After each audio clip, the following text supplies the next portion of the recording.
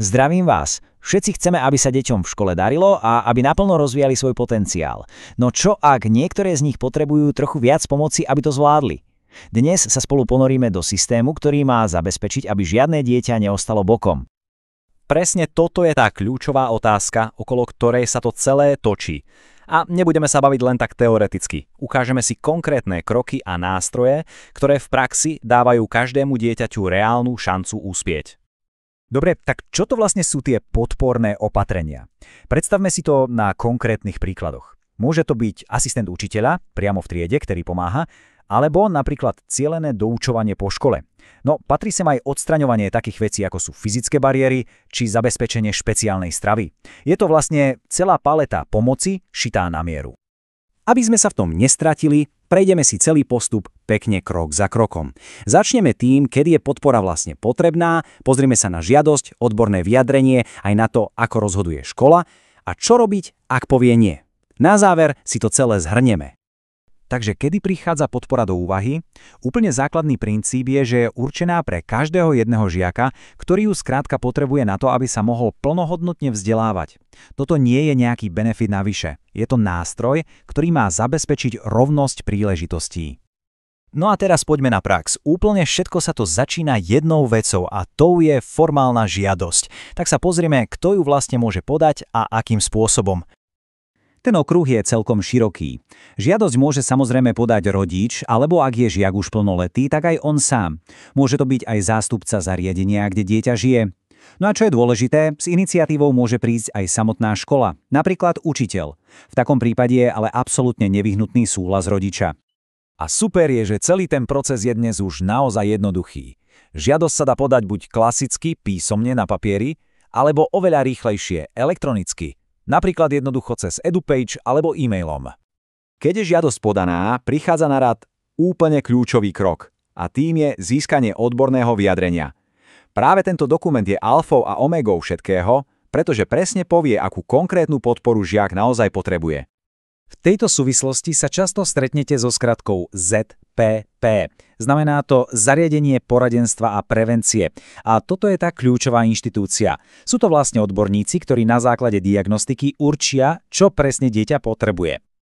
A toto je naozaj dôležité vedieť. Nie na každú podporu treba hneď posudok z toho Zariadenia poradenstva a prevencie. Ako vidíme, jednoduchšie veci, napríklad prispôsobenie metód výučby alebo doučovanie, môže navrhnúť aj priamo škola.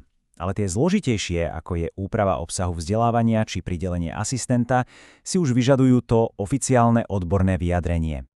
Dobre, posúvame sa ďalej. Ako náhle má škola v rukách odborné vyjadrenie, riaditeľovi začína plynúť lehota. V tomto momente sa rozhoduje o tom, či sa tá navrhovaná podpora stane aj skutočnosťou.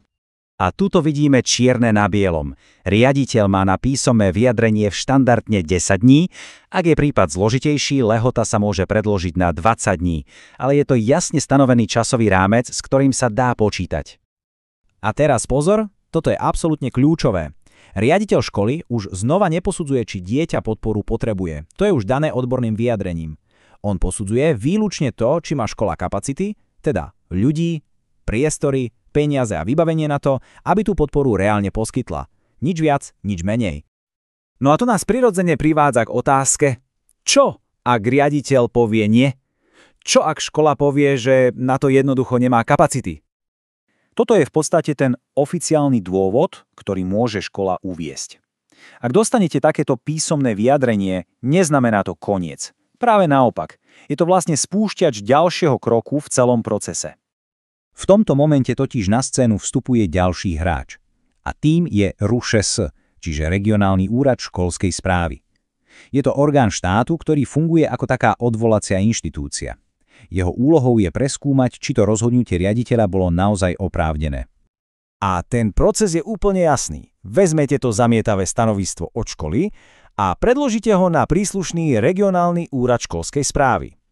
Ten má následne 30 dní, aby celú vec preveril a vydal svoje konečné stanovisko. Takže to nie od riaditeľa rozhodne nie je finálne. A tu vidíme, že ten systém má riešenie pre obe možné situácie. Ak Rúšes zistí, že škola naozaj, ale naozaj nemá kapacity, jeho úlohou je nájsť spôsob, ako tú podporu zabezpečiť inak. Ak ale zistí, že dôvody školy neboli opodstatnené, jednoducho jej prikáže, aby podporu poskytla. Vždy je tu cesta vpred. Dobre, poďme si to teraz celé zhrnúť do niekoľkých najdôležitejších bodov, ktoré by sme si z tohto mali odniesť. A toto je asi to úplne najpodstatnejšie. Celý tento systém je postavený na tom, že každé dieťa má zákonné právo dostať takú podporu, akú potrebuje, aby sa mohlo vzdelávať. Toto nie je nejaká láskavosť zo strany školy, je to proste nárok. A na záver, jedna myšlienka na zamyslenie. Proces poznáme, nástroje existujú. Otázkou však stále zostáva, či sme ako spoločnosť naozaj pripravení a ochotní urobiť všetko preto, aby tento systém fungoval nielen na papíri, ale aj v reálnom živote. Pre každé jedno dieťa, ktoré to potrebuje.